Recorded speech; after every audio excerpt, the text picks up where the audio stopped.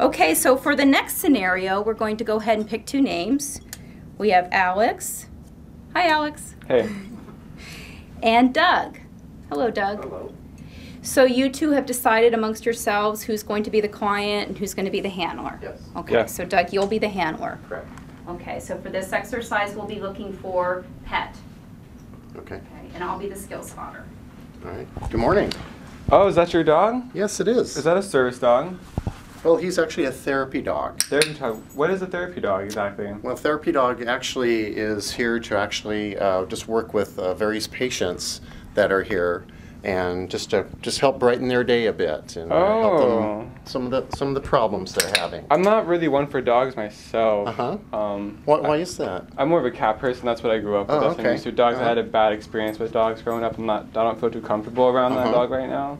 Well, that's great you brought him in. Yeah.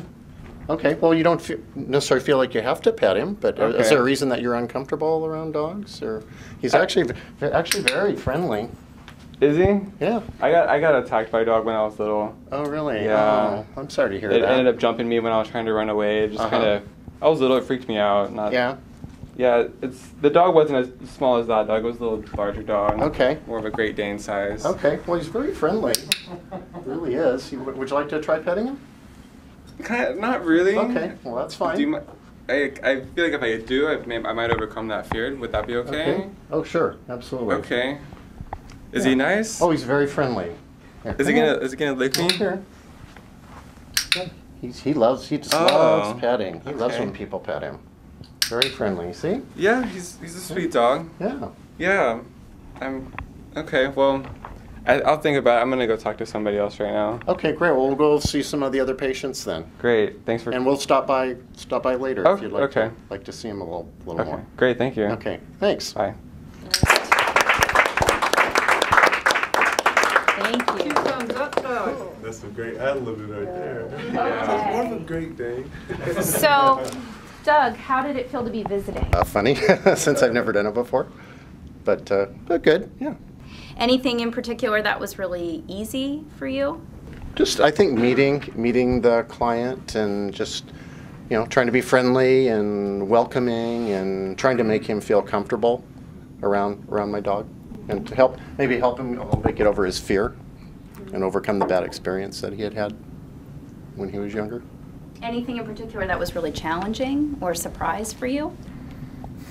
No, not that I can really think of. So, group, what pet portions did you see with Doug? I saw him looking down. Mm-hmm. That's eye contact. Couple points he got down with his dog and was at the dog's level.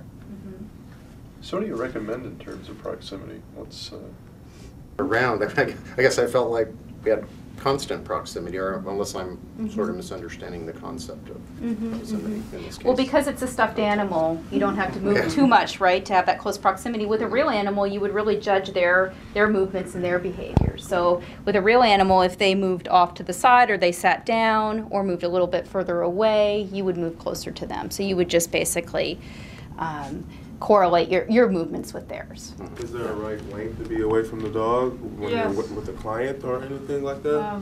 2 feet within your personal bubble. 2 feet? 2 feet. Well, I would say as close as possible to your animal. I mean, again, you don't want to hover over your animal, but you want to be nice and close. So, for instance, if I were to take the basset. And if I was a client, how far would you want the dog from me if I was just a random person? As close as you feel comfortable with as the client. Now, Alex, as the client, was clearly saying, I'm not really comfortable, and Doug did a nice job, I thought, of respecting that space and staying back, and just watching Alex's body language and what he was saying, and as Alex moved a little closer to.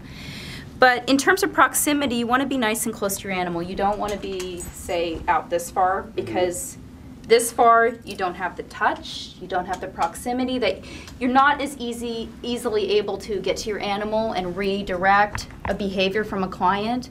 And as we do more scenarios today, you'll see how important it is to be nice and close to your animal. Could be that you kneel next to your animal, or you're sitting, or you're standing. you know, whatever works for your animal and their size, and the type of breed that they are. So the proximity relates to the animal, not the client. Right. Yeah, okay, Right. got it. But you do want to be respectful of the client's space. You know, usually arm's length is a nice distance. Any closer than that and you're a little too close, and you can be a little too intrusive, so you want to be really respectful of their space. The way he was like kind of calmly trying to comfort the guy, he just was real nice and even and nothing, you know, because he was criticized like, I don't like dogs, and he was like, you know, but you might get used to it, and I thought that was pretty good. When he, you know, expressed the bad experiences he had, I wasn't sure how far to kind of push him in terms of trying to actually pet the dog, or whether I should just let him, you know, have his space. Does the group have any feedback on Doug's comment about what was most challenging? I thought he did a good job asking questions. Would you advise someone to, if someone was afraid of an animal, to keep trying to have them touch the animal or just walk?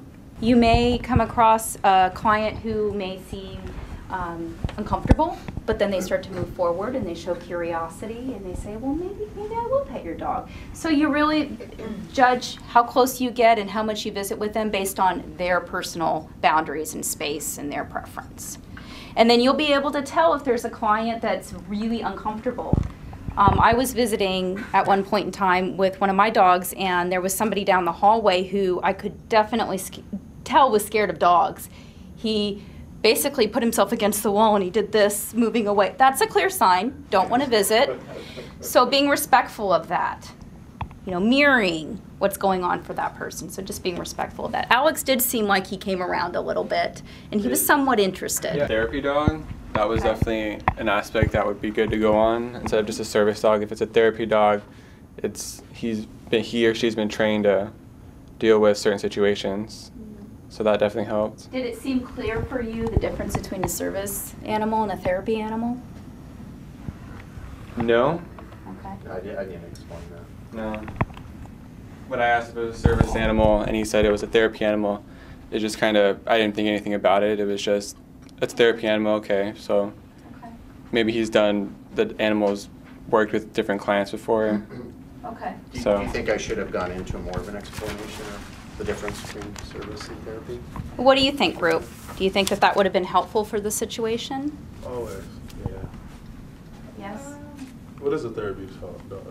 In the strictest term, animal-assisted therapy is when actually the therapy has been prescribed by a medical, like a doctor or mental health professional, where there's a goal in mind. Like That's- rehabbing? Yeah, exactly. Okay. As opposed to like animal-assisted activity, where it's more just a what we call a meet and greet, or just a basic visit, just, you know, letting someone pet the dog, and you know, just kind of helps brighten their day, as opposed to goal-oriented therapy that's been prescribed.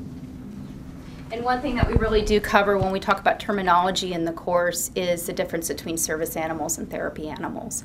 And we help students be able to understand the difference so that when they're visiting in a setting, they're able to explain the difference very quickly so that the average person will be able to understand why there's a dog there. And many times when you're visiting as a pet partner, if your animal's wearing a vest, people will ask, is that a service animal? Even to the point of, oh, I can't pet that animal, it's a service animal. And then that's a good way to then segue into explaining what a therapy animal is and why that animal's at the hospital. Service animals, you have therapy animals. Well, our Pet Partners program focuses on training people to be able to work with their animals as therapy animals in different healthcare settings. I mean, were there any other things that we can think about that might have been going on that we didn't see but could happen? Other people passing by having additional curiosity. But Absolutely, absolutely. And we do work with Pet Partners to help them pace themselves because they can only visit for no more than a 2-hour time limit. So during that 2 hours, you really have to pace yourself. As you're getting out of the car and through the parking lot, you could visit with, 5, 10 people before you even get to sign in and before you even get to, the designated people that you are to visit. So it's really important to be able to keep those interactions short and move forward. Okay. Did you see a team with Doug and his dog? Definitely. Okay. What about the two of them showed team effort, teamwork? you can see closeness. I mean, it's one of those things that's hard to describe, but you sense it, Mhm. and that's what I saw. Mhm.